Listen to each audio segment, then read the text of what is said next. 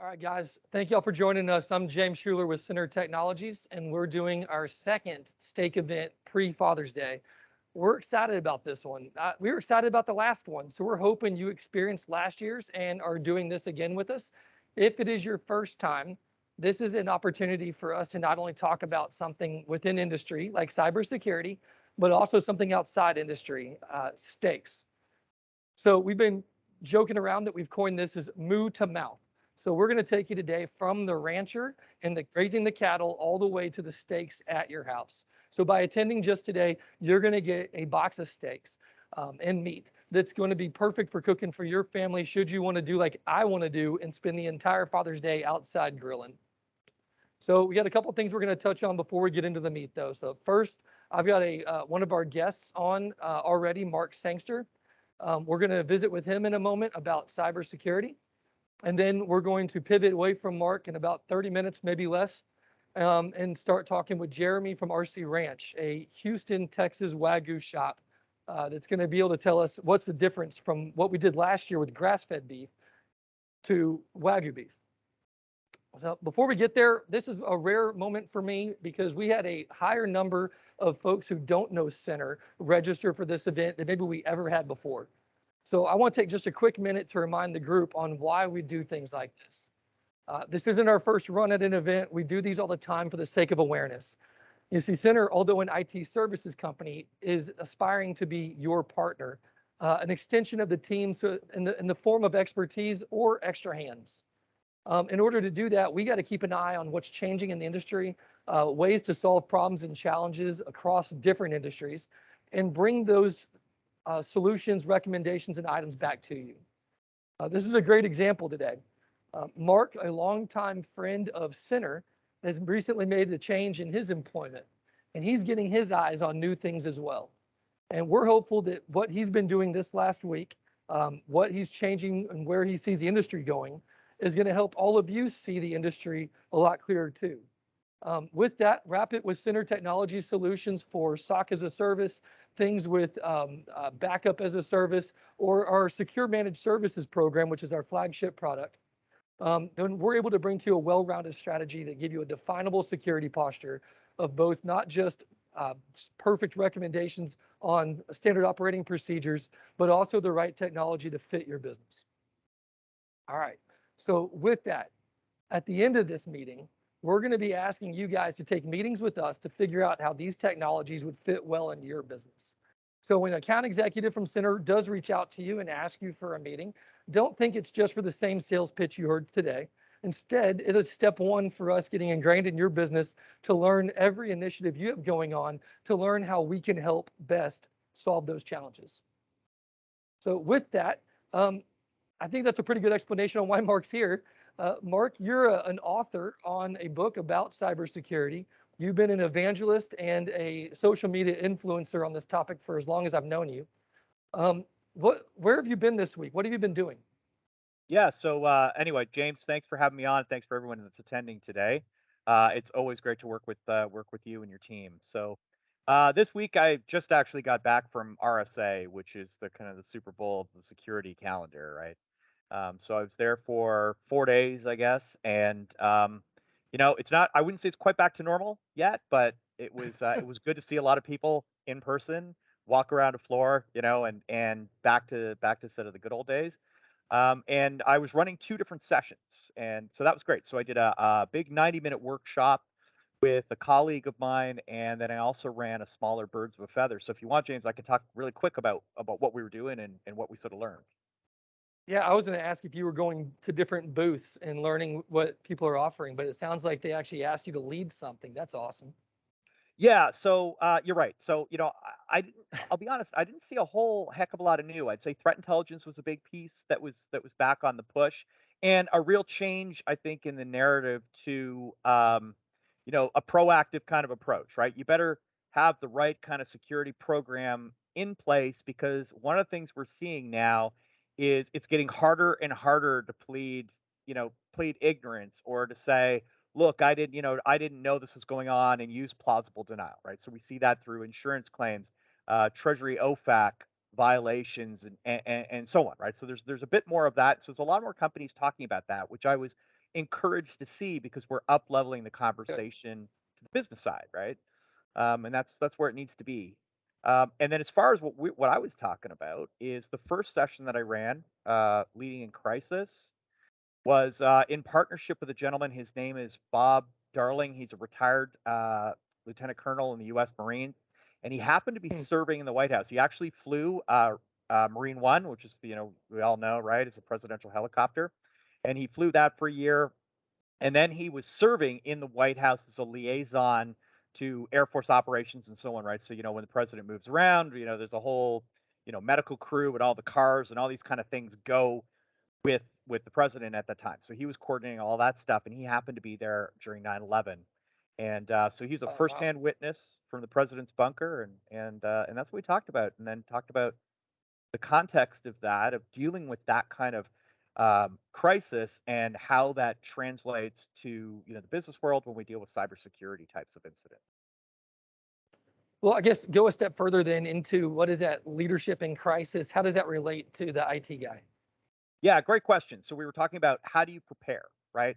How does a leader lead and not simply manage, right? So, Hmm. managing is something where we're allocating tasks and resource and budgets and making sure that we accomplish goals.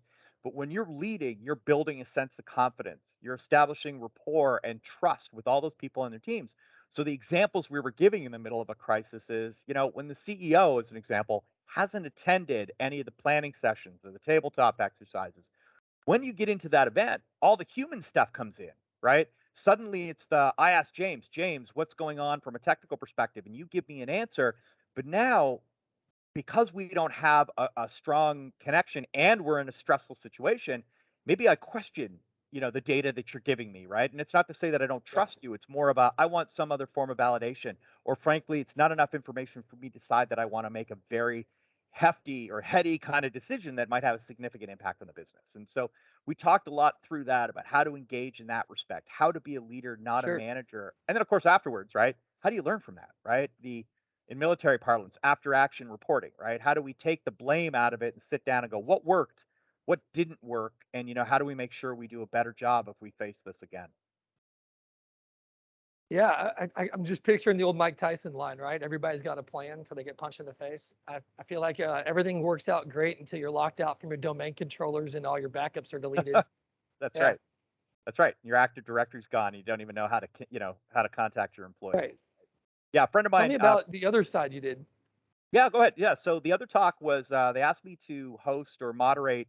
They call it Birds of a Feather, right? So it's just you get a bunch of people, come in. So it's less of a presentation and it's more about let's just have an open forum discussion, kind of a Chatham House rules type of arena. And so I talked about dealing with challenging personalities. And we spent a lot of time sort of saying, okay, what are those challenging, personalities? Like the cowboy executive who's going to solve all the problems, right? And do it themselves, or the IT person, the expert, right? The self-appointed expert who knows more than everybody else does. And so when they're told to do The blue, know-it-all. the know-it-all, and they go, well, I'm not going to do blue. I'm going to do green, right?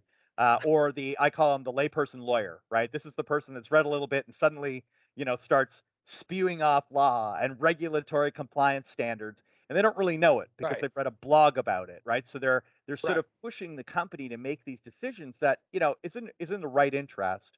That said, right, they may not really understand the specifics of it and actually sort of end up, telling them don't step there. There's a landmine, and end up stepping on another one they never really knew existed. Sure. You made a career change. I mentioned you left the Yeah, yeah. eSentire team and joined AdLumen. And AdLumen has a SIM solution with a SOC as a service wrapped around it that can be an agnostic SOC to other technologies should you have other solutions in front of it. Talk a little bit about why did you make that move? What did you see in AdLumen? Is it a technology thing? Is it a security focus? How did this happen?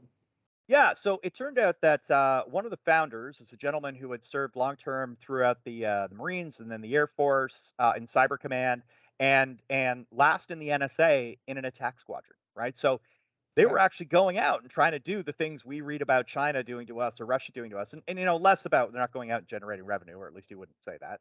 But I think it's yeah, more right. about can we get in, and so that was interesting to me. But then when I got under the hood per se, The Mhm. agnostic piece I think is critical. So having a SIM and having a SOAR response platform all kind of bolted together, being able to take that telemetry from whatever you've got, because one of the challenges when it's all proprietary is it's never going to be best in class. Right. It's always going to have some limits, and the reality is you're going to go out and pick the right tools that work for you. So it's a more flexible platform. But a short point here that I really love too is at the end of the day, there's only 5 or 6 really critical things that you're looking for, right? And, this is Okay. where the bad guys are getting in and how they're doing their malfeasance, and they've really focused on that. So they have great ways of sort of catching these things quickly, identifying them, and if you're using their SOC, they'll shut it down for you, and if not, you've got the telemetry and the big red button to be able to do it yourself. That makes sense. I also like the one-touch compliance features and a whole bunch of other stuff within AdLumin. So I'm sure the more you uncovered, the more fascinated you were with what they were doing about tackling this problem. Yeah, Tell me and about. the live reporting is Oh, go fantastic, ahead. right? Anytime the live reporting is fantastic at any time you get a snapshot, right? You know exactly where you stand. This isn't, let's wait and curate a monthly report. And by the time you figure out that, the horses are out of the barn, it's kind of too late.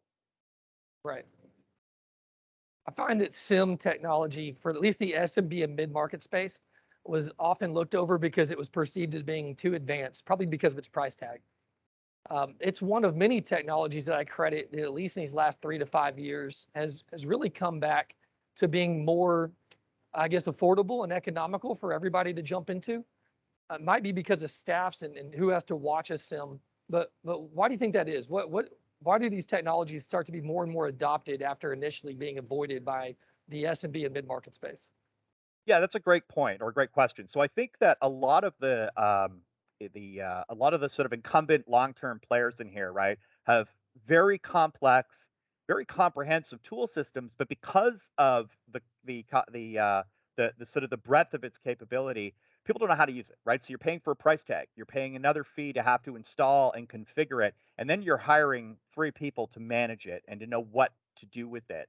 And I think SIM and SOARs kind of come down market a bit, right? And again, you've sort of looked at what are the core pieces that matter? How do we optimize and automate a lot of its capabilities? So eliminating false positives, being able to present the telemetry and let's call it a sort of a human, you don't have to be a rocket scientist with 3 PhDs to understand it.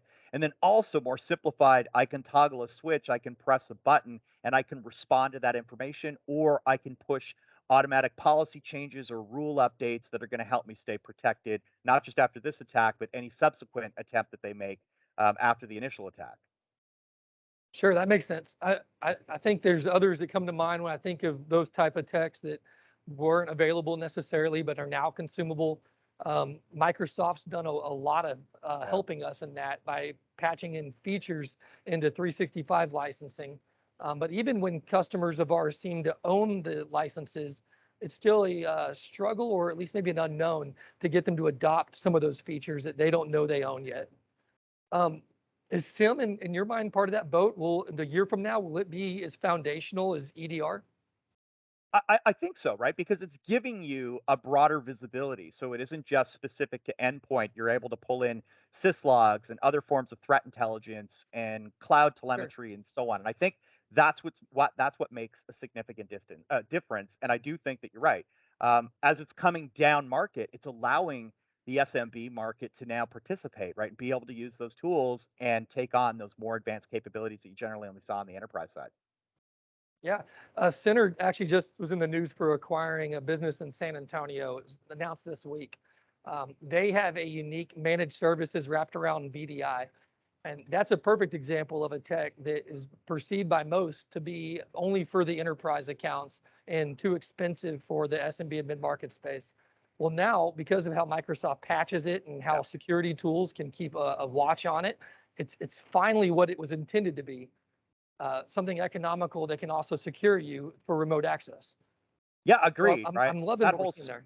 Yeah, that whole suite, I think, the various flavors of Microsoft Defender, Defender for AD, and so on, and Azure Sentinel, it really is, I think, opening up a lot of those possibilities and bolting on seamless security, right? Because it's already in there, whatever E3, E5 licenses, right? You can turn these things on. Even some of the insider threat pieces that you can also use, right? I think make a significant difference, and they've really focused on their technology. And at the end of the day, we know they're a majority player. everybody has an Exchange server or is using Active Directory, Office 365, whatever it is. So I do think there's a real harmony there, and again, a simplicity in how it works, rather than having a third-party bolt-on that you have to completely customize and configure to protect something Yeah. that at the end of the day, right, is core to all of our operations. Yeah, reliance on 365 or on Microsoft's technology stack for that SMB mid-market customer, that's typically of a higher percentage than that of the enterprise stack, where they might have servers hosting their own applications.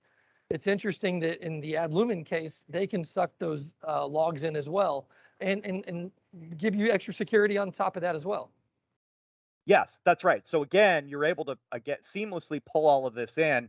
We've done a lot of customization work and a lot of work to make sure that we can optimize and maximize what we get out of that information, that telemetry and alerting, but then also combine it with other pieces that we're drawing from other places. And threat intelligence was Sure. another example I made earlier, right? So you've got, again, more of a holistic, let's call it satellite altitude view of what's happening in your environment. You had mentioned a totally different topic to me, but fascinating idea that these viruses that we're seeing around hacks and breaches, they're just like a cold. There's symptoms. There's a runny nose or some achy body, and people might know, hey, I'm coming down with something before a doctor actually tells them what they've got. Tell me about that a little bit. What's your philosophy on where people could be looking for signs or symptoms before they actually know of a breach? Yeah, so that is a great point because I think one of the big misconceptions, and I was talking about this at RSA, right? Yes, there's sophisticated threat actors and the industrialization of ransomware and so on. But the other side is that we still don't understand that we have to protect ourselves properly, how to go about doing that. And when we see this in the headlines all the time, where they say, look, there were no signs, we didn't know Friday was great, Monday we were shut down. That's simply not true. And, back it up for a second. Think about, like, if you use the MITRE ATT&CK framework as an example, or even if you don't, they start off with publicly available information, dark web, Okay. credentials, and other documents that have been stolen, right? So, if you can dig down into there, you often realize, okay, look, some of our people have been compromised already. We just didn't know about it, and you can kind of shut that down by changing those their credentials or their privileges before they're used. But then once they have this campaign and they get in, we see things like simple, like impossible travel. How is it that Mark is logged in New York, and an hour later logs in from Houston? I couldn't physically get there in that time. Concurrent logins, unusual patterns of user behavior, right? So UEBA analytics and machine learning that can look at this and suddenly say, hey, James has changed the way he tends to work, and kicks that Right. out as an anomaly. And then of course you get to the point of finding malware on your environment, and it doesn't even have to be ransomware. We're talking about other things, payloaders, sniffers, etc. So there may be hundreds of evidential breadcrumbs that can lead you to the fact that you are under a ransomware attack long before we get to the point of disabling endpoints, trying to poison backups if they're not properly segmented and managed, and then dropping the ransomware into your environment, and shutting everything down, and then asking for the 5 million in extortion. I'm a bit of a visual learner in this, and you've shown me a graphic that I thought really told the story well. I think you have it ready for queue up. Do you have that there? Yeah, there we go. That should have popped up. Can everybody see that? Yeah, no sweat. If you could just give one more explanation where one side is you're fully breached, the other side you're Yeah. who knows, and what's between.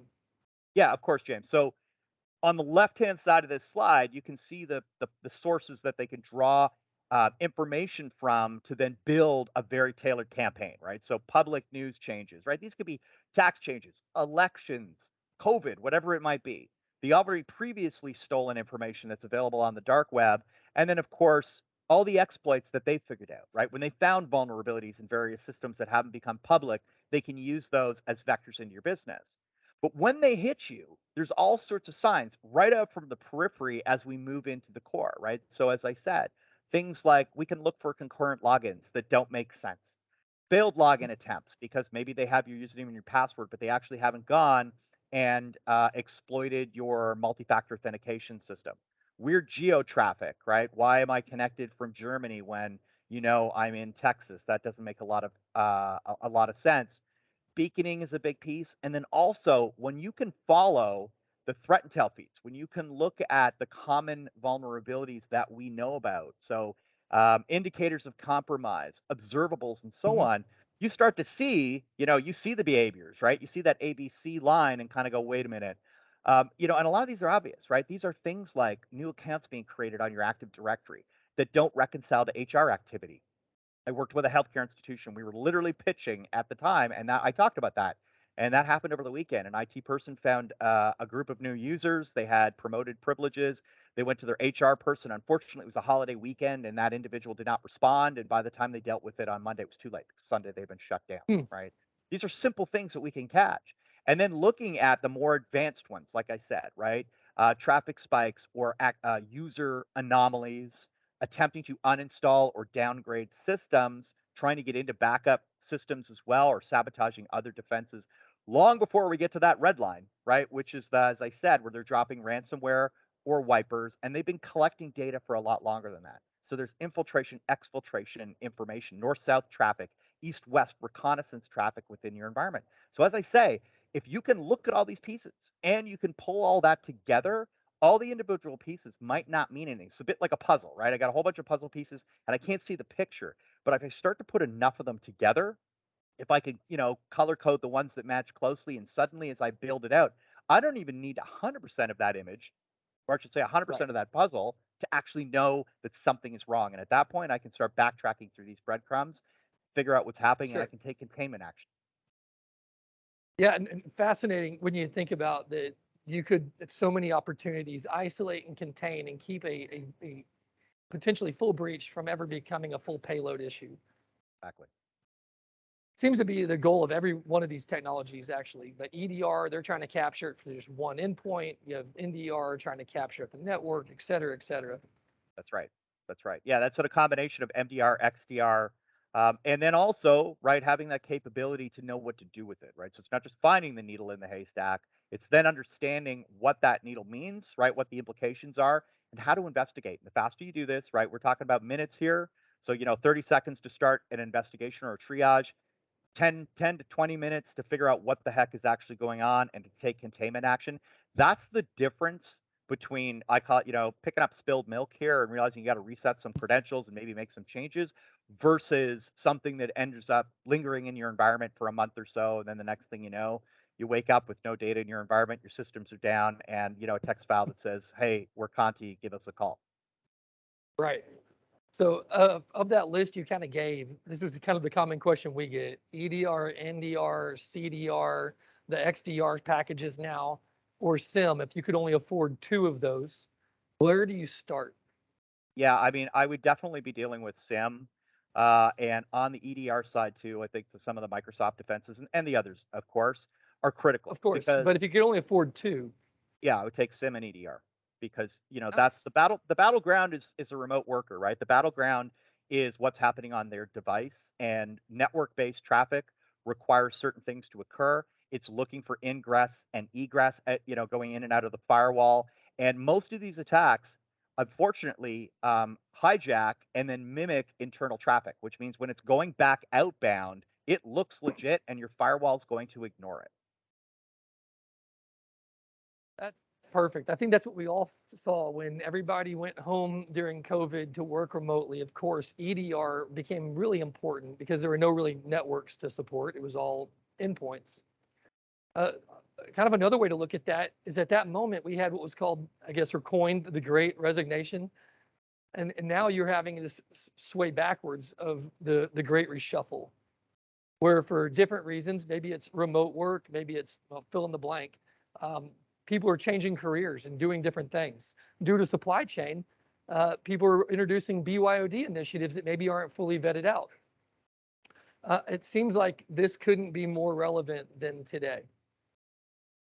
Yeah, James, you're bang on, right? And so if you think about this, I think this is the TikTok or the reverberation of the wave, right? Like when the tsunami comes in, after it's flooded everything, it rolls back out and does Pulls almost back. as much damage, right? Or it's the other side of the hurricane, right? You get hit from the winds from the west, and then the next day you get hit from the winds from the east, right? So things that are already vulnerable and damaged get taken down. And that's what we're seeing, right? So we're seeing the majority of employees that leave exfiltrate data, right? Nearly two-thirds of them. And they're doing that through all the systems we know, email and cloud-based storage. So there's no secrets here, right? Yes, they could put it on a USB key, and I'm not eliminating that one as a risk.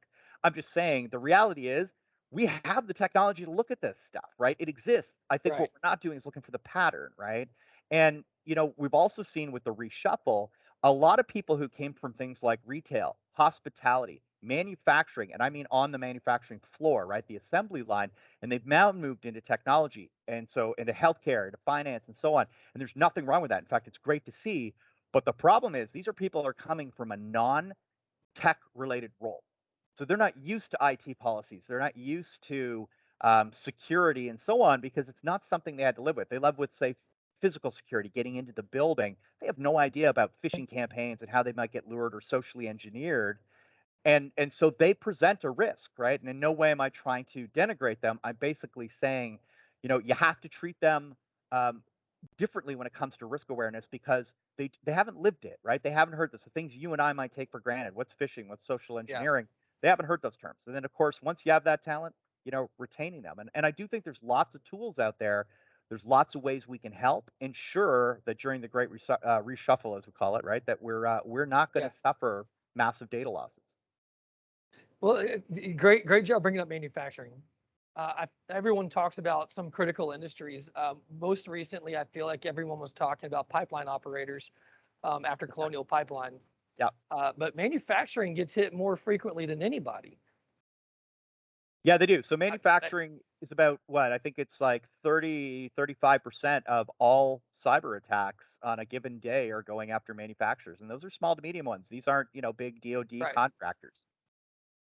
In my opinion, too, I think that's because a lot of those plant operators or the floor operations, they're looking for efficiency. And how many tech providers currently are saying, plug my tool in, but it has an IP address? And they don't know that when they're implementing this, they need to notify the IT team or that they need to notify anybody. So you have a Yeah, sprawl that's uncontrollable. 100%, right? The reality is there is a chasm between what we call like our IT side that we know information technology and the OT side, Yes. which is operational technology. And the Right. executives, the managers, the leaders on the OT side, they're promoted, they're compensated based on, as you said, productivity. So they're looking at something going, hey, if I can streamline this operation, I can now control it remotely and I don't actually have to have people in all these physical locations. I'm going to do that. Now, as you say, the problem is they're making a business decision, probably the right Right. one, but they're not engaging on the security side. They don't understand the threats that they face. They don't understand the risks. And much like those workers that have shuffled into technology jobs, they're not used to that, right? They're tool and die people. They're you're like wrench turners in that response, and they've been used to that sort of physical world of actuators and valves and pumps and so on, Right. and they're not used to how those things can be sabotaged by clever criminals. Yeah. So many times I hear that I don't have time for that, and it's Oh IT yeah. security related. And like you need to have a little time.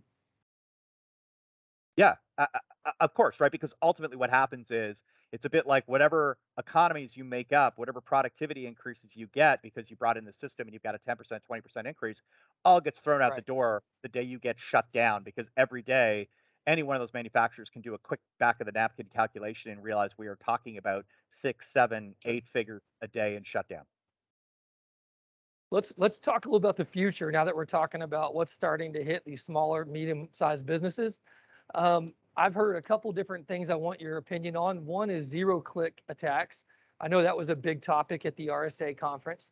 And the other is a BEC attack or a business email compromise that's always been around, but apparently coming back in fashion. Yeah, BEC has actually reared its head again. In fact, I was just talking to an FBI agent earlier today about that. Let me jump to, there's a few examples, right? So they're doing a much better job of being an insider, right? Or sorry, looking like an insider. And this is I pulled two cases together just to talk about this quickly to show you sort of both ends of the spectrum. In this case, this individual infiltrated the CFO's office, and they're able to then send out invoices, payment commands, et cetera, to the staff, all while they were blinding the CFO to what was going on. And because of the remote environment, it becomes a lot easier to do that kind of thing, right? So Wow. we are not talking about the junk emails that come in that say, "Oh, your patent or your trademark in China isn't registered. Pay us $5,000 so that we can do that." And we all kind of laugh them off now.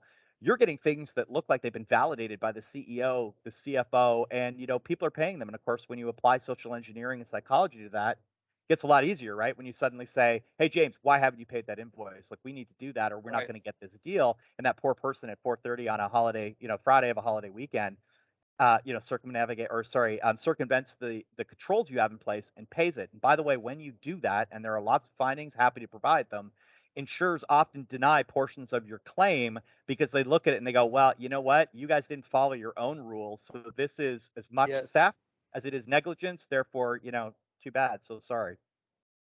Yeah, so and just that alone, you got an issue with geofencing. You got to make sure you're doing that right. So I heard that the country of interest for the most frequency of BEC attacks is now Nigeria. So Yes. not just the Korea or China or Russia, but now we got Nigeria as well spiking this up. Yep. And then you also have security awareness training. You got to teach Uh, everybody all these things. Agreed. And when you deal with security awareness training, there's a couple things to think about. Number one, make it specific to their focus or their role or their Right. function, because don't send the generic stuff. Do not talk about Netflix and Hulu emails that talk about canceled payments. That stuff's ridiculous. And don't do the low end, as I said, patenting your or applying for your registered trademark in China. Like, don't worry about that stuff. Look at the real ones. And when you're doing this too, also consider, and I'm just going to go back a slide here for a second, also consider that these attacks don't always go against your employees. Sometimes they go after their family members. And this is an example. This is Oh, from a couple of years back, but I show this one. They effectively went after the spouse of a managing partner in a large firm. They were buying some artwork. They were into all of their accounts. They knew what was going on. They created mimicked invoices from a fake domain that two N's instead of an M, kind of okay. trickery to send invoices. Well, the company paid out over $400,000 in the short period between the purchases and the receipt of the legit invoices. And of course, then there was the whole reconciliation of, Oh, wait a minute, I paid that, because they did a great job of actually getting right down to, oh, you bought this statue or you bought this painting or whatever it might have been. And so it was bang on. Like, unless you really paid attention, you weren't going to notice that they were fake. that's wild. The other side of it, zero clicks. That Yeah. I hadn't even heard that term until maybe a month ago. Yes, absolutely. So zero click is it's funny. That's a term that's, I think, now it's a little less nebulous. It's beginning to kind of come together. But there's a whole fresh sort of tactic beyond phishing, where criminals, what they're basically doing is they're trying to poison SEO results, right? So when you go looking for something, they can do drive-by downloads. They can get you to go to a site, and it's smart, right? And we've seen a lot of this targeting executives in particular, where it'll be things like tools, templates, best practices, checklists, etc. And they've harvested real doc, they've poisoned it, or they've created fake sites, and they're just trying to get you to go to that, right? And sometimes there is a bit of a the adage about nothing's free. You are Mhm. sometimes better to pay the royalty, pay the license, because you don't know what you're getting. And these guys are really smart about this stuff. Yeah, and I read on those types of attacks, and I've learned from our CISO, Anthony, that there really is nothing that you have to do. It's just you continue to scour the internet the way you just said, and Yeah. based on what you may have clicked on or downloaded, now they've got full access to sit back and watch how your entire organization operates. Yes, and that's a great point too, is that the way they did this, and I think that's super smart, because you're right, they're not just feeding. I'm talking about a sort of a further down the path where you've actually visited a site or downloaded, but the zero click piece of it as well is, you're right, they're providing falsified information. So it looks like Right. this, and it's almost reverse honeypotting, right? So they actually think about, what do we think about, what do we care about, who works for us, and they can reverse engineer our behaviors the way we're trying to do that with them with machine learning as an example, and then they can apply it against us. So again, it's a genius And tactic, right? Of being able to go out there and effectively get us to answer a whole whack of questions and do it voluntarily. And then they're going to use that information against us. It's a continuation of this when we get hit by ransomware or other forms of extortion. The double whammy here is that money that they generate then goes back into R&D investment to come up with bigger, better ways of victimizing us yeah, coming again. after. Yeah. Well, at Center, we try to combat that slightly, at least, by always evolving our product line. So our secure managed services offering that we have actually comes with giving you a definable security posture based on NIST standards. So, Mark, I don't even know if you know this, but NIST Cybersecurity Framework 1.1, we try to follow that as best we can for the items that an MSP can support. So, like, I might not be able to do a sign-in sheet in your data center for you, but I do have the ability to do a lot of other stuff. And so we try to checkbox those on behalf of our clients and then manage those products forward. Great example is EDR went from being a advanced add-on to becoming a default. Our newest one is using a tool called ThreatLocker, and ThreatLocker does application whitelisting, also elevated permissions in case you want to act as an admin in certain applications, but not giving the end user widespread application use. I assume that as we see these evolve, we're going to have to continue to keep up with that as well. Hopefully, that's the value we bring back to our clientele. Yeah, and you're right. And that basically access privilege validation or authentication of who a user is, that is becoming more and more critical because it's getting easier and easier to spoof that or Right. to steal that. And I love the concept as well of this sort of idea of nominal privilege or time-based privilege, right? Or task-based privilege. So as an example, you're updating your web server. All too often we see in smaller businesses, all these people have access to it. So I get in, I steal your credentials, I go on your web server, I drop on scripts or whatever I need to do. Well, when you're using that kind of tool, you're preventing that because effectively it's like, all right, James has on this day the ability to go and make an update, and that's it, right? And Mhm. it's task based. It's almost like you're following it in Jira or Atlassian, and when it's done, it's over.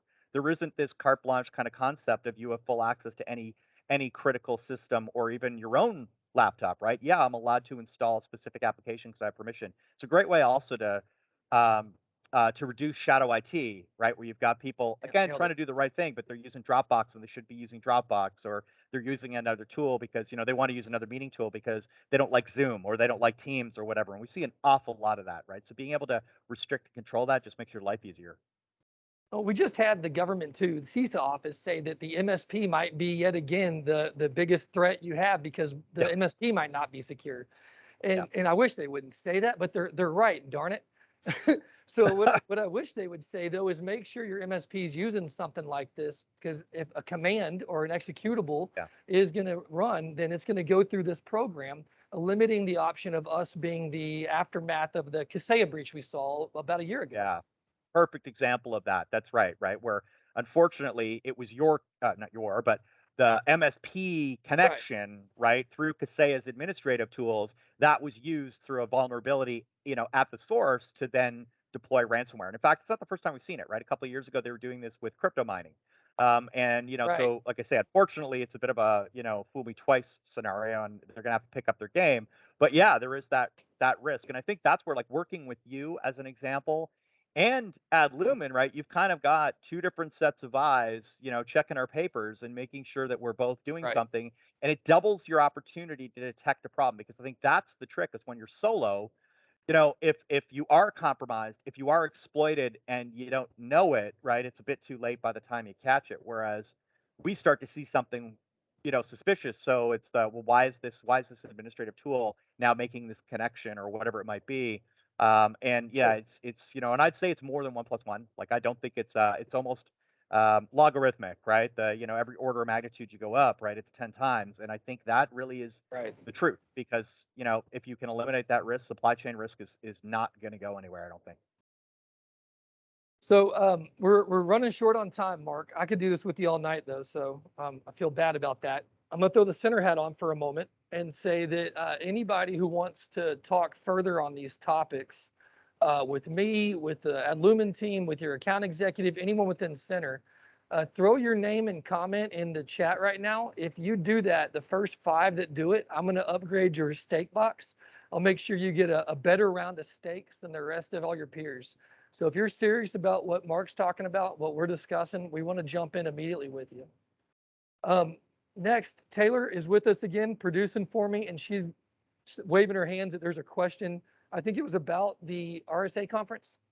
Yeah, Mark, are we able to see those conferences, the keynote anywhere? Like, are they recorded?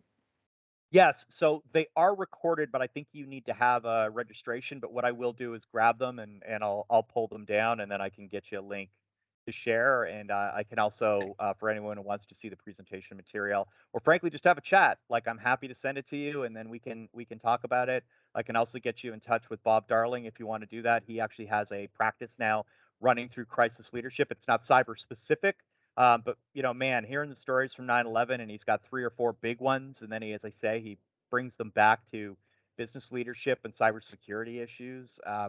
He's well worth listening to, I have to say. I'm That proud sounds to great. work with. Yeah, do you mind if I send out those slides too? I got some interest in looking at these slides some more. Yes, please do. Awesome. Can we get a Mark Sangster bobblehead or a cardboard cutout? A full-size cardboard cutout. Yeah. Mark, Awesome. thank you so much, man. Really appreciate your time. We're excited to have you today. Thank you for spending the time with us. It's my pleasure, James. It's always great working with you. And to everybody, enjoy your steaks. Thank you. All right, guys. Next, we're going to be bringing on Jeremy from RC Ranch. So I got to change my hats. So Jeremy, come on over here, bud. Hey, thank you for joining us. Thank you for having us. Thank you for allowing us to host y'all today. Very, very excited. Welcome everybody to RBRC, Texas Craft Meats Butcher Shop. Again, my name is Jeremy Robinson. I'm the Director of Food Service Sales for RBRC. And I thought now maybe we would just kind of jump into I got some questions for you, if that's all right. Can I start with a question? I love questions. Perfect. Last year at this time, we were working with a group out of California who produces some of the tastiest grass-fed beef.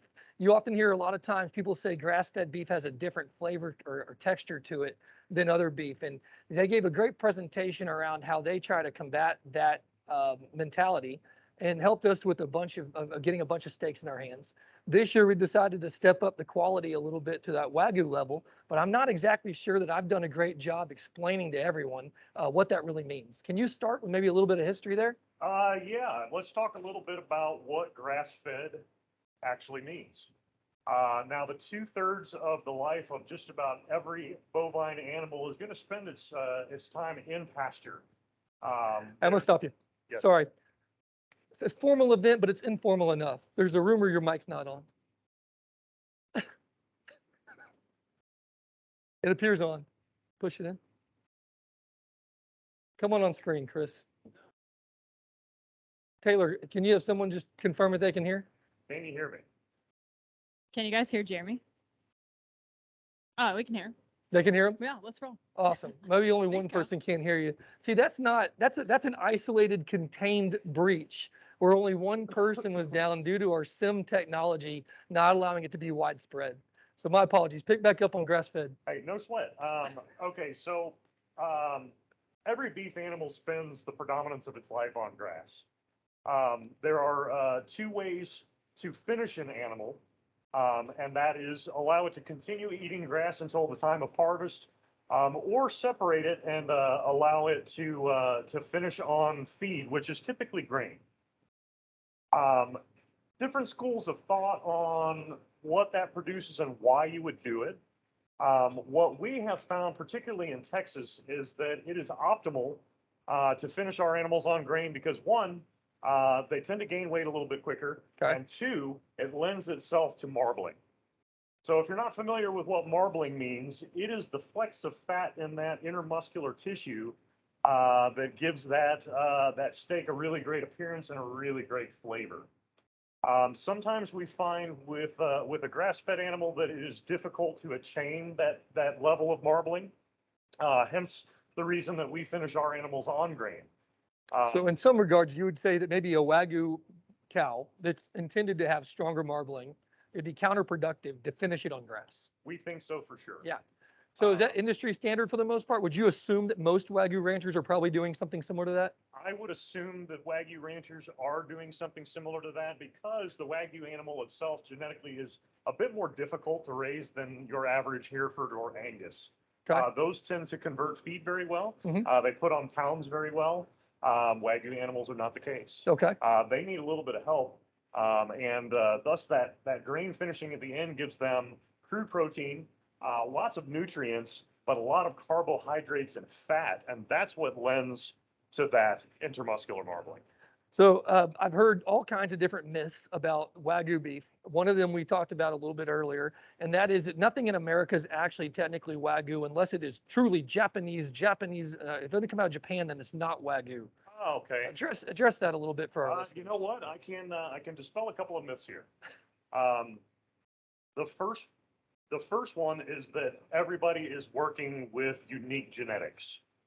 This is not entirely the case. The 4 breeds of Wagyu are actually heritage breeds for the Japanese, and at this point, legally, none of that genetic material can leave the country.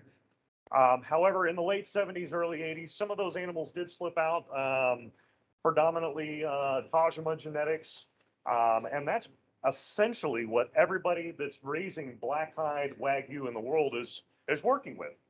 You're using some terms. We're guilty of this in the IT space. We use acronyms that nobody else seems to know, but I'm certain there's some words you're saying that most of the people don't know yet. So why don't we hit on how many different types of Wagyu are there? 4, right? There are 4 heritage breeds. The first 2 you're not really going to see outside of Japan. These are polled and shorthorn.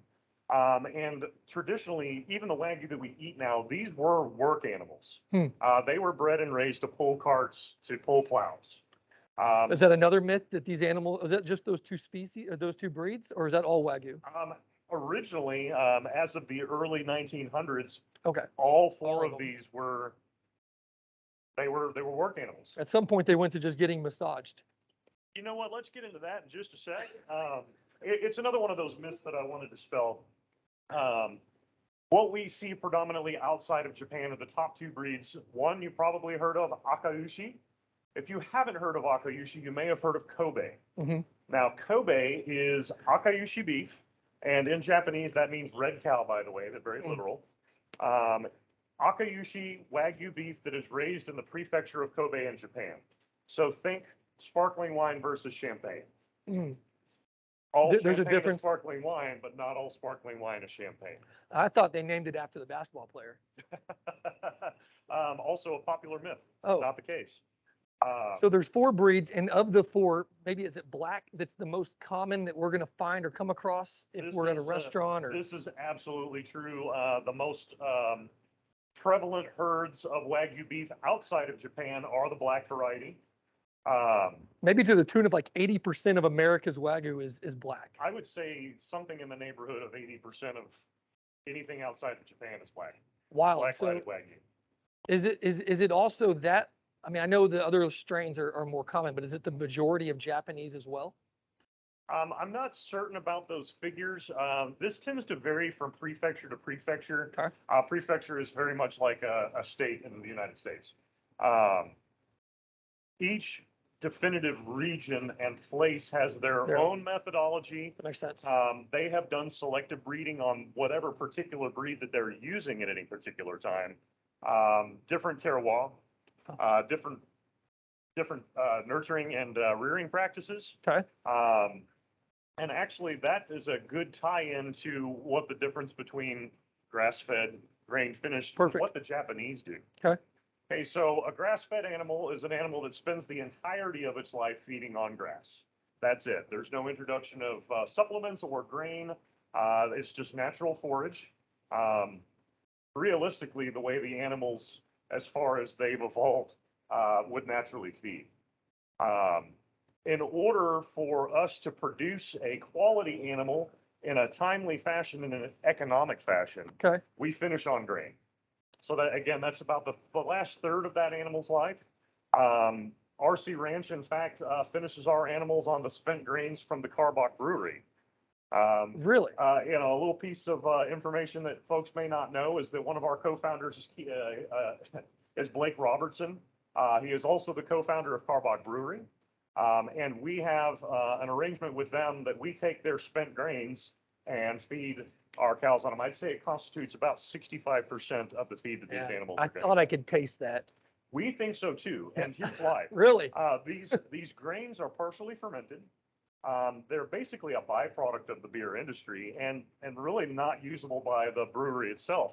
We can upcycle something that is a waste product for their production process and provide a great deal of nutrition for our animals. Since they're partially fermented, they're easy to break down, so they're very, very nutritious for the animal. high in crude protein, and also carbohydrates and fat, which is elemental to ensuring that you've got good marbling in your finished animal. I think when my time comes, I want to finish on carbach too.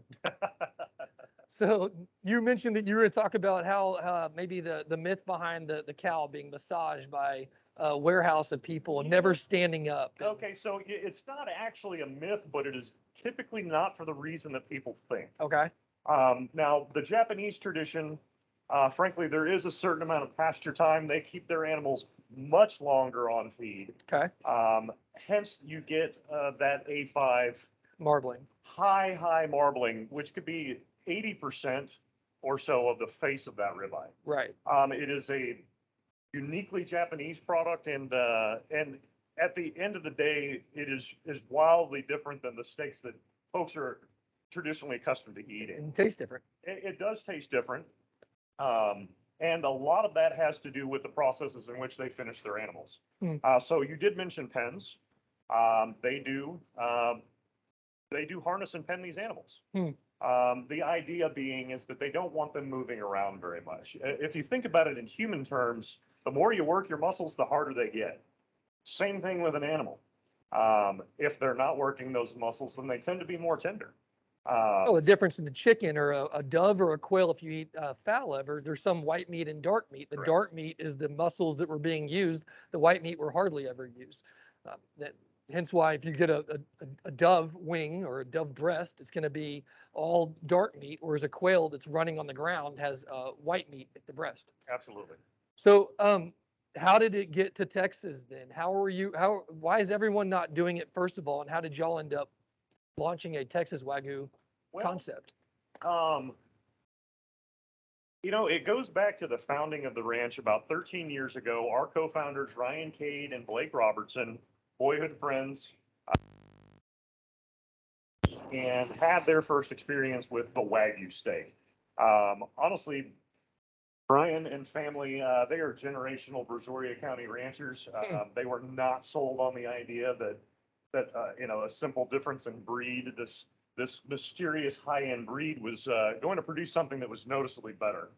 Well, they were talked into eating that. It's good being wrong. And they had an epiphany moment. Shortly after that, both of them were on the horn. Where can I buy genetics? Sure. And shortly after that, they invested in a foundation herd. So we're about 13 years old now. I'd say right this second, about 800 mama cows and about 1,000 in the pipeline that will be harvested for beef product. All right, let's say those numbers again. 800 mama cows 800 mama cows. and how many? About 1,000, about 1,000 steers in the pipeline that will be fed out and harvested for beef. That will supply our butcher shop, local restaurants, and our e-commerce business. So remind me, you mentioned that there's steers. Remind everybody, I guess, which cows do we eat? You're typically eating a steer. Mm-hmm. If you have a female cow, if the genetics are right, you're trying to preserve that particular animal for breeding purposes. Okay. You don't need a whole lot of bulls, but you do need a lot of cows. And an interesting aspect there is a huge focus of what we do is monitoring our genetics. Okay. Hey, so we had talked a little bit about what is American Wagyu. Mm-hmm. Here's something you may not know. You only have to have 51% Wagyu genetics in order to call yourself Wagyu in America. Interesting. So that other 49% could be anything. It could be Angus, Hereford, Simmental, Limousine, or even Longhorn. I haven't seen that, but I imagine that thing is a possibility. It could happen. We've kept our genetic line 100% pure because of the genetic propensity for this animal to marble. And we wanted to hone in everything on that particular quality. You don't see a lot of Longhorn ranches for producing steaks. You don't. Frankly, Longhorn is it's a tough animal. It's rangy. It'll eat just about anything. It has a high drought and heat tolerance. It's ideal for West Texas. However, things taste like what they eat.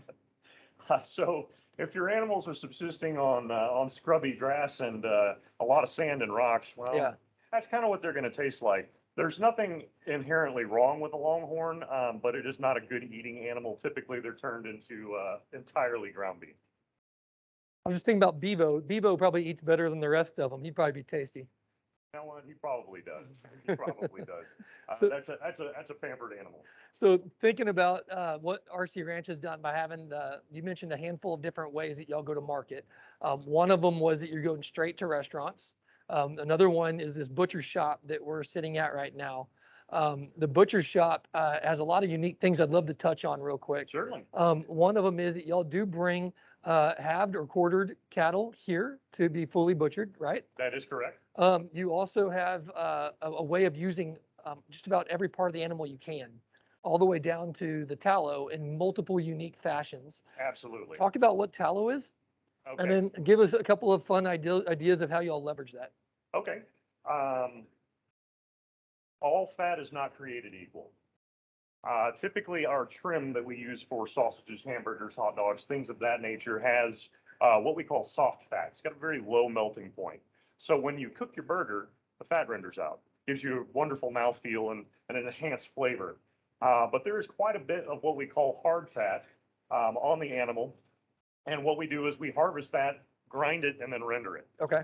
So the rendering process is taking something like hard fat, which really wouldn't be very palatable, and turning it into a product that's usable. Now, once we've rendered that, what we get is a smooth, silky, even textured at room temperature oil that is wonderful for cooking. We were just talking about methods of cooking in cast iron skillets for steaks. I don't put butter in my cast iron skillet anymore. I put tallow. People base their briskets now They do. leveraging tallow. They do. Actually, most competition folks are either saving brisket fat or rendering down their own tallow in order to brush it on there for competition pieces. But the tallow itself is enormously versatile. It again is very nearly liquid at room temperature. So it can be a substitute for anything that you would use a liquid oil for. It saves for a long time. Absolutely. I could make aioli with Wagyu tallow, and it would be a Wagyu mayonnaise. You have stuff in here though, like bread pudding with beef tallow instead of butter, right? Now, this is super fun. We are blessed with a tremendous amount of culinary talent, and our front of house retail director, Emily Rivas, she is a baker by trade, and got the bright idea. You know what? If I can put oil in this recipe, why can't I put tallow? So she started a campaign. Actually, currently she's making some brownies that are Wagyu tallow brownies. We've had a tremendous amount of success with carrot cakes. We're doing a parfait that has a cream cheese icing that is whipped with sugar and that tallow. Really just bringing something that we're producing into something that folks really, really want and is very, very desirable. So we're talking desserts. The vision for this butcher shop is not just to buy your meat. It's actually to go one-stop shop for absolutely anything you'd want. What's cool though is the butcher shop influence on every one of those things. So not just dessert though, you've got Wagyu queso. We've got Wagyu beef queso. I guarantee you have to call, half the people on here right now are wondering why that's not in the box. Probably should have thought that one through. But it is very soon to be available for e-com. We're just working out a couple of kinks. But yeah, that's a great product that we produce. A really popular one. We do an all Wagyu smoked and bacon wrapped meatloaf. It's fully cooked. It's sauced. It has heating instructions. It's basically your easy button. But cool and interesting things that are not necessarily a strip, a ribeye, or a fillet. right. There's some friends of mine on here, some of which I know are purist and won't touch a sous vide. Others that I know love the product. You have pre-sous vide stuff ready to just be seared, right? We do. What we found is that we have two different types of clientele that come into the butcher shop. One is the gentleman or lady that want to grab their steaks. They might grab a couple of seasonings or some sauces, but they want to cook. And they want to start to finish prepare that meal, and they're into it and they're culinarians, and you know what, we love it. The other half of folks are really, really tired after a long day of work, and their best option is to roll in and grab something that they can in 20 or 30 minutes in the oven, have dinner for a family of 4. Sure. That makes total sense. Yeah, I think that's my favorite part about coming in here is it's not just your butcher shop of what you mentioned, common steak cuts. It's also products that are creative. Love that aspect.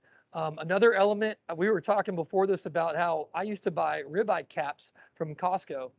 They quit selling those as frequently. I don't know why they quit doing it, but I bet it's because they're getting rid of the best part of the ribeye and they don't know what to do with the ribeye anymore. You guys are still pulling that ribeye cap off, selling it separately in some cases, and then wrapping those center cut ribeyes In beef bacon. in beef bacon. So there's another good utilization. Just like a pig has a belly, so does a cow. We do at times harvest those in the sense that we'll have them manufacture the whole beef belly for us. Typically, this is something that would go into grind. Sure. It's not wildly popular, but we figured out beef bacon is great, and Wagyu beef bacon's even better. So we can take something that would typically be turned into hamburger and turn it into a very, very unique product that you really can't find a whole lot of places. Sure. There are some folks out there that are making beef bacon, but I don't know anybody that's making Wagyu beef bacon. Yeah. My philosophy's always been when I go buy, say, ground meat, I'm buying that 96.4, that lean ground meat. I would never want to buy Wagyu ground meat and cook all the fat completely out of it. I'm sure it adds still some positive flavor, but that would backfire on me. The fact that you're finding unique ways to take the guy like me who doesn't want to buy a lot of ground meat and find creative uses for it is one of my favorites. There's an online shop, but you could come to Houston and come shopping here locally, right? Yes. What are there any famous or common restaurants that carry y'all's meat that maybe our audience might be joining or seeing? Here in the Houston area, great partners of ours are Chris Shepard and the Underbelly Group. We are featured at Georgia James Steakhouse. We are featured at Underbelly Burger and at Wild Oats. And previously we were featured at Underbelly. Underbelly. Blue Door. Which Underbelly, for those that don't know, they closed Underbelly, right? The original shop. They did. Yeah. Underbelly and Hay Merchant were kind of two sides of the same coin. Right. One focused on great food, one focused on great libations. I didn't want them thinking that you said previously, they didn't get replaced. That store closed down. No, they consolidated concepts and Georgia James is the newest The new one. iteration. Correct. Newest iteration. Very cool. Then on the competitive circuit too, we might see RC Ranch at different competitions. Great friends of ours, J Bar J. They are competition barbecue guys and will often, during rodeo season in particular, but throughout the year as there are, various barbecue competitions, grab some briskets from us. I do believe the last go round, we took first and third with our brisket. So they cook exclusively with RC Ranch's meat, and I think that's pretty cool that you got these different circuits of where you're getting your name out there, not just a brick and mortar or a farmer's market, but different restaurants and champions of y'all's business getting out there. Social media, what's the preference on the platform? We are a little bit of everything at this point. Facebook, Instagram, TikTok. Jenny, are we on TikTok yet? Soon. We got to know on that one. Soon, but I would say that our big driver is Instagram because honestly, our product is eminently photographable. Right. It just looks good. Speaking of which, let's grab that product. Can we grab Absolutely. some product real quick? We're going to do a little flip around. Oh.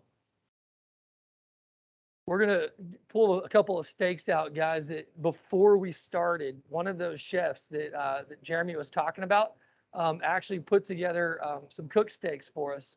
We're going to talk real quick about where these steaks come from within the different primals of the cow and cut some up to show just how good these steaks end up looking. I will also eat them for you. Don't worry.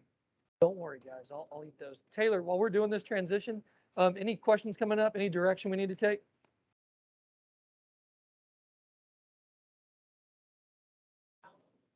Chatter about tallow. I love chatter about tallow. What's that? Yeah, nice.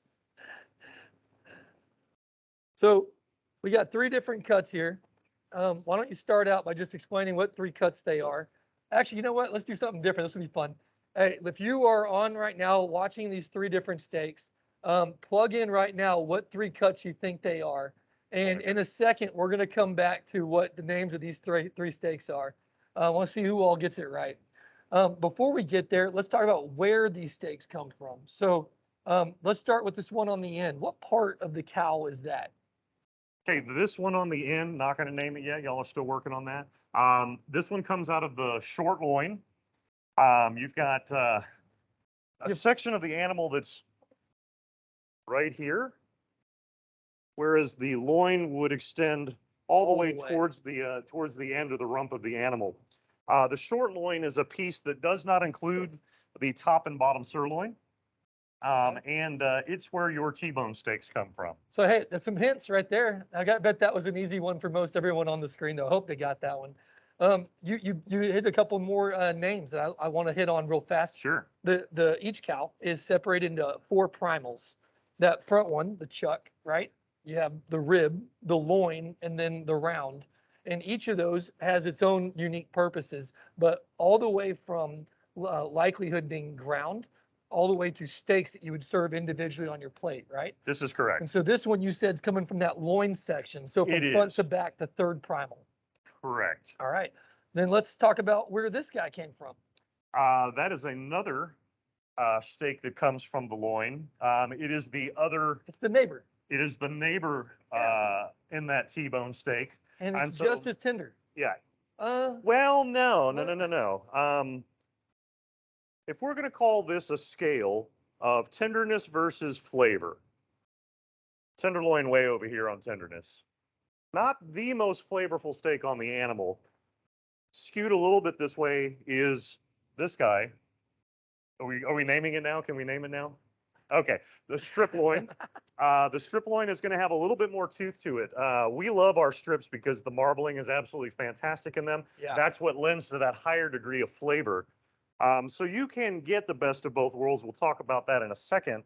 But there's all sorts of cuts on the animal that have varying degrees of tenderness and flavor depending on the application. Sure. And then that means the middle one, maybe the king. Well, it's certainly the king in Texas. Everybody loves a ribeye, and I do too. We were talking about the ribeye earlier. As you can see on this guy, this top portion is a muscle group called spinalis, connected to longissimus dorsi. There's some technical terms for you. Yeah. Well, you should have to an acronym, the LD. LD. This is a pointer. I think we're using this camera above us right now anyway. So you said this is the spinalis. So this is that ribeye cap we were talking about, right? It is. And this is impressive to me. A lot of people get, I think, a bit intimidated on you do a cut against the grain, do I cut with the grain, all that type of stuff. The steak like this, it's 3 different muscles, which is kind of what you're getting at, right? It is. It is. And each has a different grain run. It does. Does it even matter in this case? It depends. Okay. Now, depending on the animal that you're talking about, ribeye is going to vary in its degree of tenderness. All right. But the more tender that cut, and the more tender the genetic propensity of that animal, really, it sort of takes the guesswork out of that. Okay. With something a bit tougher, you're certainly going to want to cut against the grain so that you cut through all of those little interconnected muscle fibers. You may have seen at some point, maybe you made a pot roast and a piece shredded off, and you've got those long strands of muscle in there. Those are a little bit chewy, but if you cut against the grain, then a better eating experience. But with our ribeyes, the degree of marbling, the tenderness, and adequate preparation, slice that dude end to end and get after it. It just dawned on me. Just for fun, my wife decided to join today. She's one of the people listening. I guarantee you she just hung up. She hates thinking of the cooked meat as a muscle. I don't know if you ever have that happen to people that walk in here and talk about what's going on, but she hates that. Well, I enjoy this. I think geeking out a bit on the meat science behind, what's in here or what's on this side, it matters a bit. It does. An important aspect that we want to convey is that your food comes from somewhere. Your food has a face. Not to offend anyone, but this was a cow. This was a cow. The mission statement of what we do at RC Ranch is to produce the highest quality animal that we can in the most ethical nature that we can. Sure. Texans feeding Texans. Texans feeding Texans is definitely the thing that's rolling around in our head, 24/7. We are good stewards of the land. We consider ourselves grass farmers. At the end of the day, the roughage and sustenance for the animals that are supporting us and sustaining us is that natural forage. At the end of the day, the way that we harvest our wonderful and well-tended grass is through our animals. But we are all about, having people into the butcher shop, having people down to the ranch, meeting our ranch hands and our ranch manager and knowing that there are people behind this that work very, very hard to raise the best quality animal that they possibly can that at harvest is turning around and sustaining us. Well, Jeremy, that's my reason for loving this relationship between Center Technologies and RC Ranch so much is I think if we were better chefs at Center Technologies, we'd be doing this. And if you guys were IT guys, I bet you'd be running Center the same way we do. We're local, homegrown Texas as well. This is the only state we hunt. And everything that we build or grow is the idea that it needs to be local support, local touch with enterprise grade scale. And that's what you guys are doing now. Found a way to Absolutely. take enterprise grade product and get it out to the masses in any way possible. All right, let's talk about how to cut these up. If I sat down with this, I would logically just start eating from one end to the other. Is that the right way to do it? Well, I would probably too. You can take a quick look. I don't know if y'all can see this, but there's some long grains right here. So push this forward to the middle and then straight up. There we go. Right here, long grains. That is with the grain. The next face on it would be against. And so give us a cut. Show us where that should go. At an angle.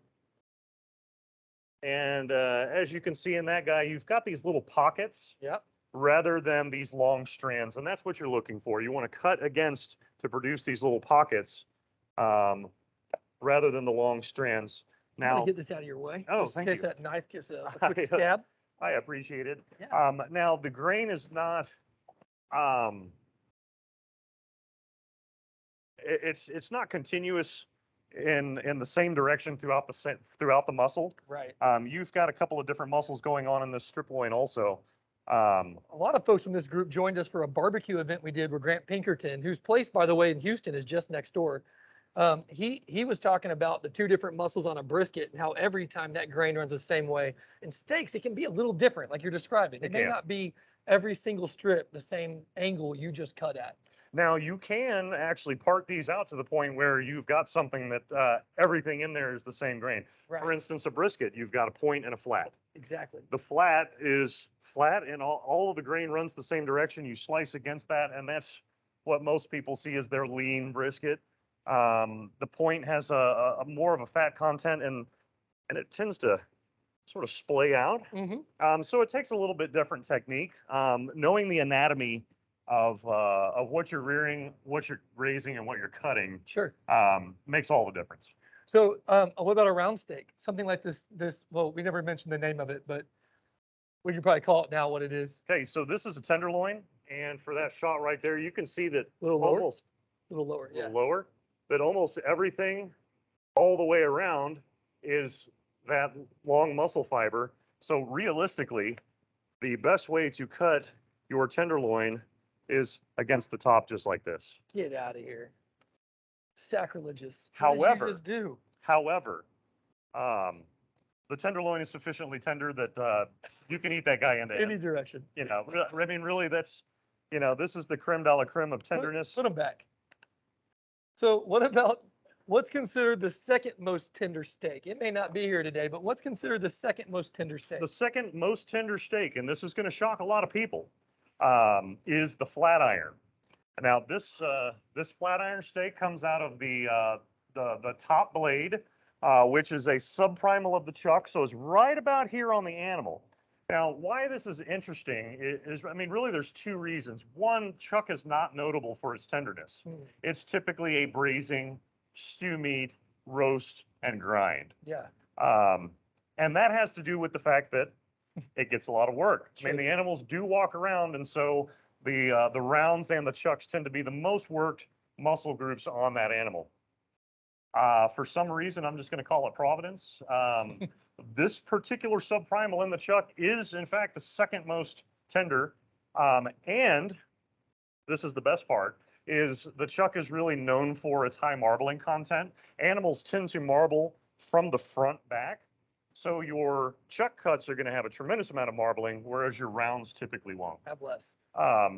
These flat irons have not only remarkable and consistent marbling, they're easy to cook, and they're very, very tender. Yeah. I remember when beef prices started skyrocketing. I remember the JBS foods breach we had, where everybody thought post-colonial pipeline we'd have food shortages a year and a half ago. COVID hit. We had a Tyson chicken plant, hit with COVID, and everybody had to leave and they had to shut it down. Right? People started in the barbecue circles taking those chuck roasts, and they were calling them the poor man's brisket, because beef prices started skyrocketing, but a chuck roast stayed pretty affordable. You guys want a cool story? Well, no. No. Yes, of course you want a cool story, please.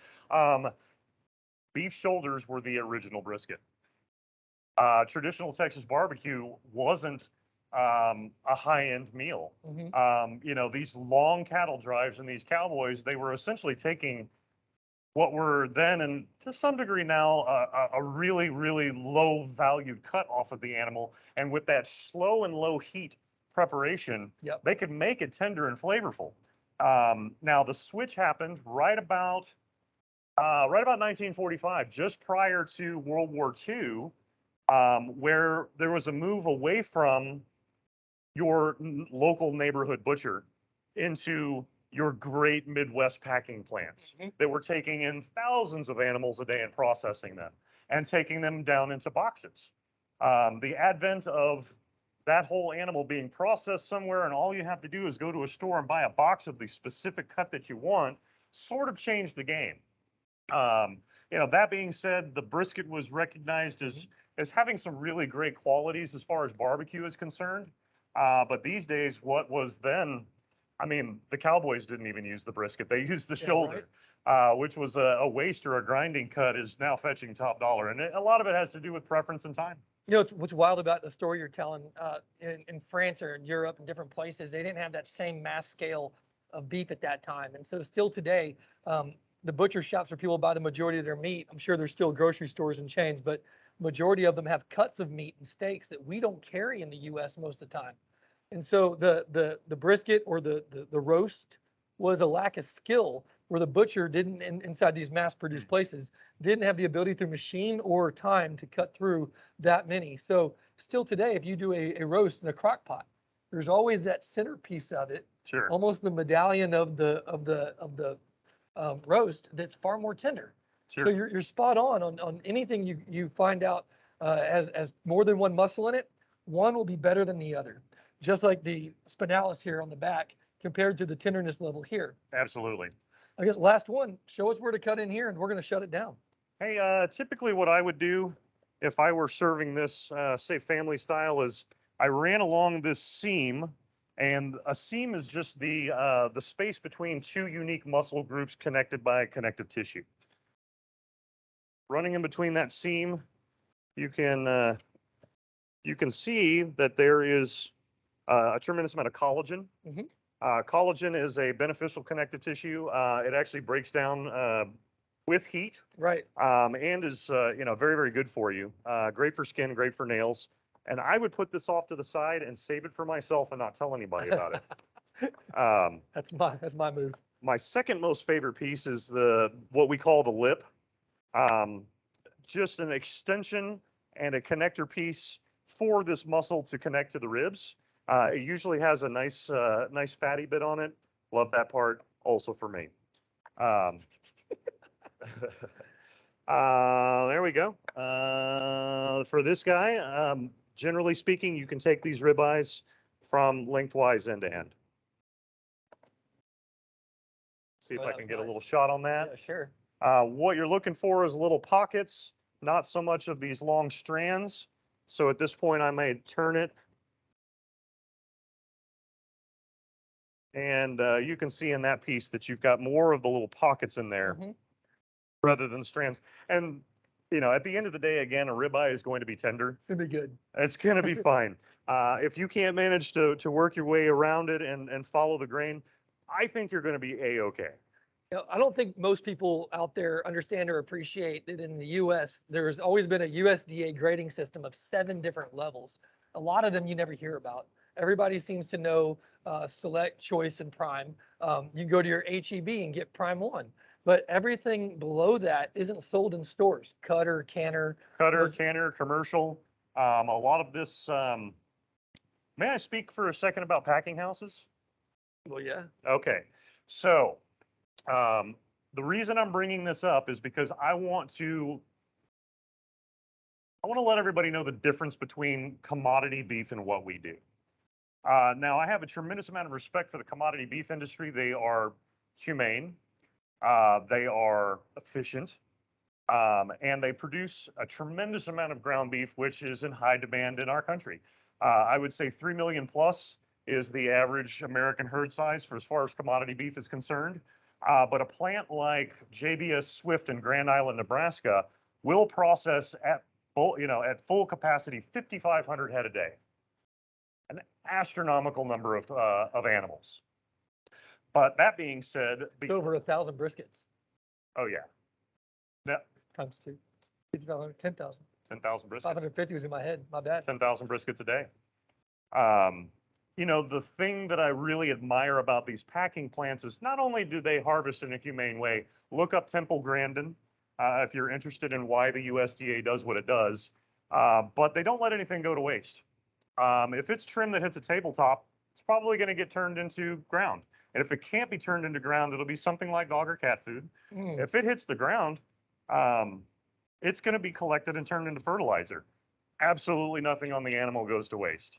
They use the bones, they use the sinews, they use the hide, they use the hoofs and the horns, which in my opinion is the absolute way that you should harvest an animal. It gave its life to sustain you. You in turn should fully utilize everything that it gave to you. Here's why we are different. RC Ranch does not function on a commodity market. We average between 6 and 8 head a week, 6 and 8 a week versus 5,500 a day. And we control our animals through the entirety of the process. They start their lives about 2/3 of that on our ranch, 45 minutes due south of Houston and Angleton. They go to feed in El Campo where they are sequestered, and we have full transparency, full hands-on capability there. I can show up in my truck and walk right in there and go and see our animals. After feed, they go to harvest. We use a medium-sized processor. They're family-owned and operated also. They share our values. And then those animals, whether they be whole in quarters or in subprimals and boxes, come back to our butcher shop for further distribution or further processing here. And you taught me that those are graded by between 2 ribs. In order to grade an animal, or at least in the American system for grading animals, is it'll be hung. They'll make a cut between the 12th and 13th rib, and they will look at the face of that ribeye. There's all sorts of means to do that. As far as USDA inspected grading is concerned, there'll be a USDA grader on site at every packing house. You can site grade, and you can also use cameras. We site grade and camera. So you got to go through that process though of you're not only seeing them how they grew up, how they were raised, what they were fed on, but all the way through to do they grade to a quality of your standards? Are they going to be able to be produced for what we need to keep our reputation up? Right. Similar to that that in my mind is the enterprise grade product, and you're the local touch, local support, and it resonates so much because that's also our mission. So I love what y'all are doing. The steak looks awesome. Taylor, do we have questions on the chat? No questions urgent. There's lots of love for the beef and cutting up the steaks and stuff. The only thing that I can say is if you can jump back on Teams and show, walk through the store maybe and show some meat. Yeah, I I'll think do there's that. some requests I'll on do that. If anybody wants to hang Finish out and up. stay on, I'll do a quick virtual tour. Yeah, I got no problem with that. Yeah. Is there, if there's, I don't know, I have one mic, I think, for it. You can leave the mics on. Stick around with me. Stay Yeah, around, keep my absolutely. mics on. Lost my If mic? there's any last questions, we can just use this mic and, well, My mic. Back. let me know. Okay. Yeah, let me use a stick mic. Cool. Hey, Jeremy, thank you so much. I appreciate it. My pleasure. Hey, Thank you. For the rest of the group, I will stick on and do just this quick walkthrough. Should you need to go or drop off, by all means, thank you so much for joining us for the hour and a half that we got to talk about cybersecurity and stakes. If we don't see you before then, we'll see you next year when we do this again. Thanks a lot. All right, can I have the stick mic?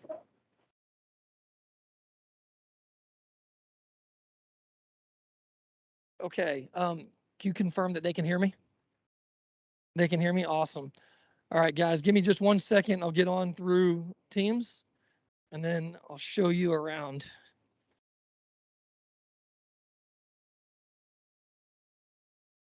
Should put that earpiece back in, been a lot smarter probably.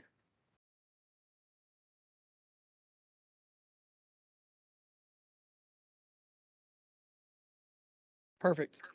All right, I don't need this mic. I'm 2 mics. Turn that off.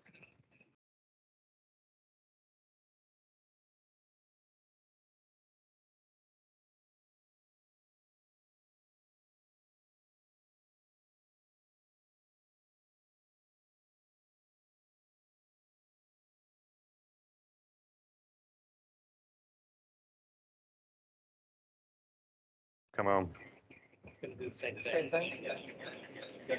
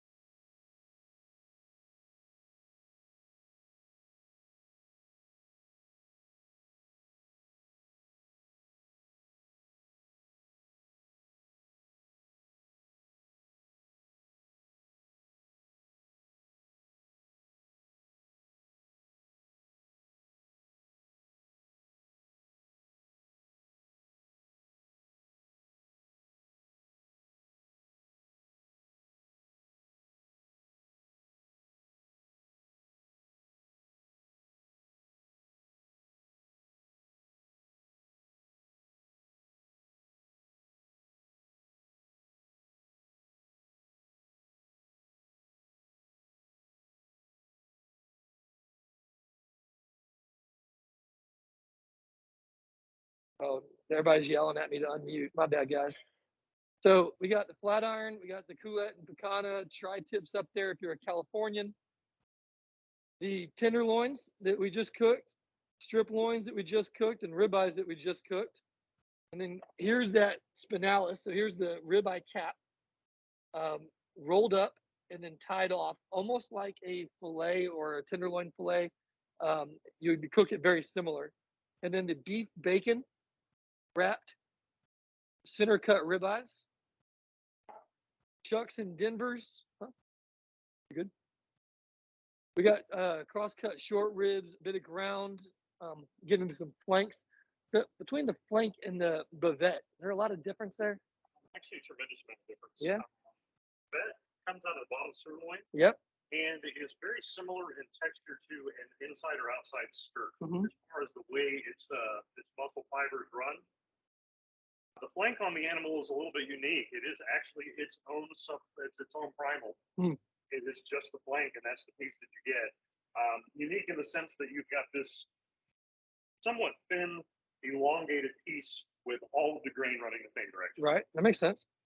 I've used flanks and bavettes for fajitas now, and I don't ever seem to touch skirt steaks anymore. It seems like That's the best fajita you'll ever have. yeah, these burger patties, all this wagyu beef, and, sausage and boudin. Here's all that beef bacon. We'll walk through that just real quick. Chorizo. Got bacon chops. Look at that, guys. Big old. So that bacon chop is a tin bone pork loin rack that we cure and smoke just like you would a pork belly. Mm. It's just like a pork chop. And this is where we start getting into those creative dishes, using every bit of the cow and making things that you can just take right home and get a good meal out of. Like here's a wagyu chili con queso I mentioned, smoked and chopped barbecue pork butt, Texas chili, tortillas. I'm assuming made with beef tallow, and then meatballs, things like that. Then the frozen cases, we got everything from seafood to more steaks. We got even white chocolate chip macadamia nut cookie dough. There's duck down here. There's some made lasagnas, all the way up to, I mean, I just lost myself. Are those sous vide over here? Yeah, I was close. The sous vide dishes that are ready to just sear the heck out of. So yeah, those after you thaw them, you put a hard sear on each sheet. Right? That's it. Those are awesome. Now, this is cool too. We didn't even get into the aging process. I wish we had time to get that as well. They have massive rib racks down here just aging. And so, anything you want to touch on there? If you were wondering what a short loin looks like, this is what it looks like. This is the strip loin and the tenderloin connected by the animal's vertebrae. So the first two cuts off of that are your porterhouse. The next two are your T-bone steak. After that, you get bone-in strips, or you take that tenderloin and strip out of there, and you've got boneless steaks.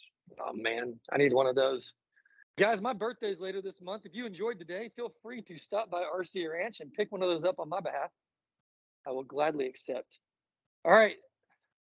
Are you eating a brownie? Oh, I thought you got the brownie. The steak still needs to be consumed. Guys, I'm hungry, so I'm going to hang up on y'all. Thank you so much for enjoying us and entertaining the idea of sitting through this lesson. If you have any questions on anything on the cybersecurity front, I'm here for you. I'd love to have that conversation with you. Anything on the RC Ranch front, well, I'm even more available to you. So let me know what y'all want to talk about, and I'll make sure I'm here for y'all. Thanks, guys.